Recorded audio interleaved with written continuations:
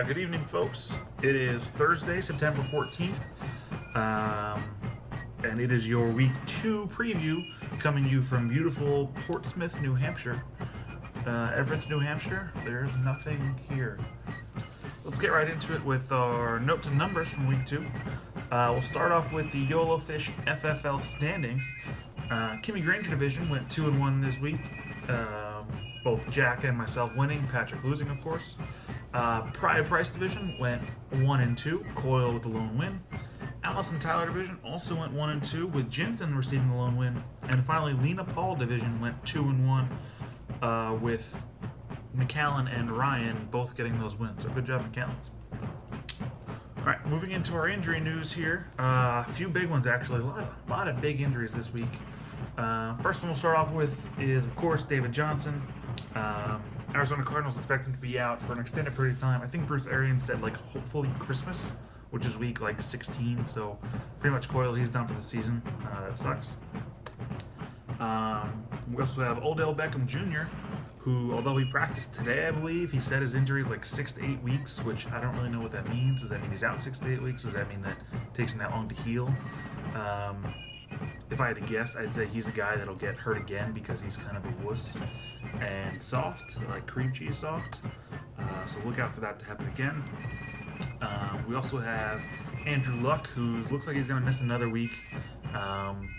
Really, they haven't given us any sort of a timetable for when he comes back, so nice. What was it, first round pick there, TJ? Good call. And then a couple others. We have Danny Woodhead's going to miss 8 weeks. Allen Robinson tore his ACL. He's out for the season. And somebody else. Danny Amendola had a concussion. He's still in the concussion protocol, so he's out. So the Patriots are pretty beat up. But yeah, not a great week for injuries. A couple big names out there, so make sure you plan accordingly in terms of handcuffs and preparing your team. All right, let's jump right into our Week 2 preview. Again, we're going to go in order of spread. First up, we have actually all pretty tight spreads this week. First up is an 11-point spread with TJ over Reynolds. TJ, of course, finally gets all of his players back, his Dolphins and his Bucks. He should be at full capacity. Over on Reynolds' side, not looking terrible, not looking great. Antonio Brown obviously is going to be his big contributor. His receiving core looks pretty good. Hopefully they can keep him in it along with Matthew Stafford. Moving on to Walter being a 7.5-point favorite over Jensen. Walter's winning most of these position categories. Obviously his boy, Marcus Mariota, Kirk Cousins, a couple big name running backs, LaShawn McCoy, Marshawn Lynch. I think Walter's going to be okay.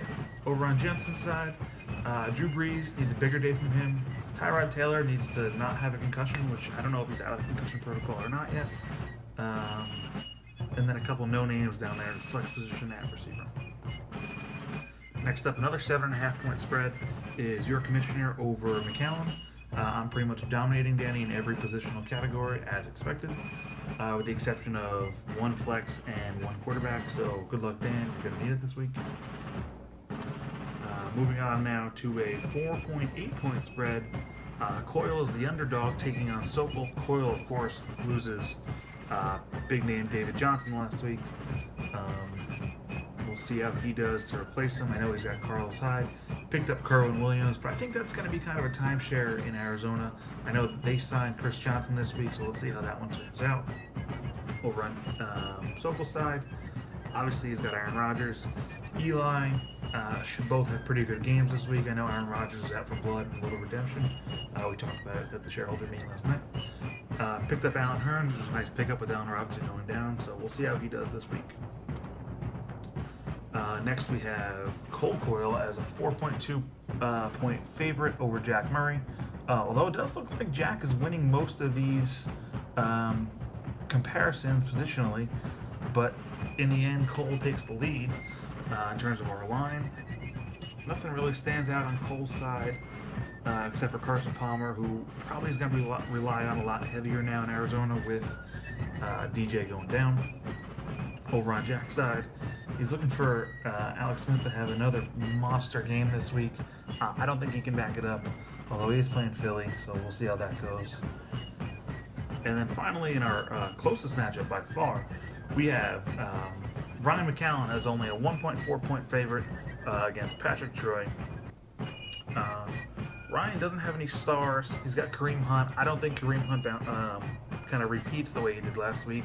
He's got Odell in his lineup right now. Again, Odell practiced today, but he said it's a 6 to 8 week injury, and he's pretty soft. So let's see how that kind of shakes out as we get closer to game time. I bet it'll be a game time decision with a Monday night. So we'll see how that one shakes out.